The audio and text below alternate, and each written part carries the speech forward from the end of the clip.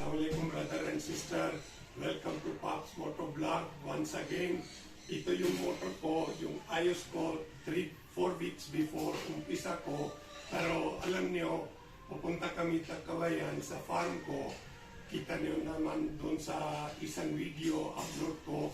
So ngayon, ito complete na siya. Ang kulang lang ito, top box. So papakita ko sa iyo kung ano-ano updates ko, tapos ano ang tura niya.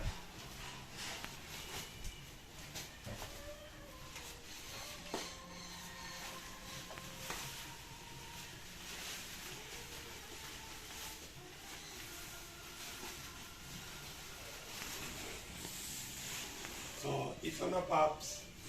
Balikan ko yung bago gulong, bago carburetor, tapos saka manifold, then powder coat ko yung muffler, saka handlebar, tapos palitan ko rin yung gulong sa unahan. Mga Pops, ayos ko rin ito yung monoshock ko sa kilala ng isang shop owner sa YouTube, yung channel niya, Moto. Ito yung shop niya sa Taguig. Master na master siya sa dirt bike. Yun yung specialty niya. So, 100% fully recommend ko yung job niya. Super mabait. Shoutout ko si Moto Vlog. Tapos ito, yan yung lagay ko, yung lights para maliwanag sa biyahe sa gabi. So ngayon ito, 100% na ready siya pang biyahe. So by Monday, inshallah, pupunta ako ulit sa farm ko sa Takawayan. This time, dala ko ito yung motor. Tapos ito, alam niyo naman, yung upuan ng XLR 200, medyo matigas, tapos maliit. Kasi gamit ko ito para sa touring. So, bili ako sa Lazada ito, extra foam, padding for the seat. So, pag doon ako sa Takawayan, ayos ko rin ito, mag-extend ako para medyo comfortable yung foam. So, ito.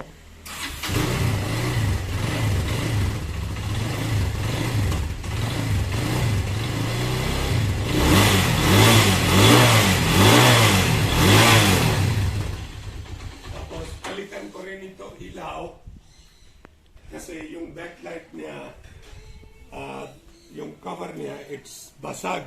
Tapos hanap ko cover, it's not available. So for the time being, ito ang palitan ko. Bili ko lang yung Lazada.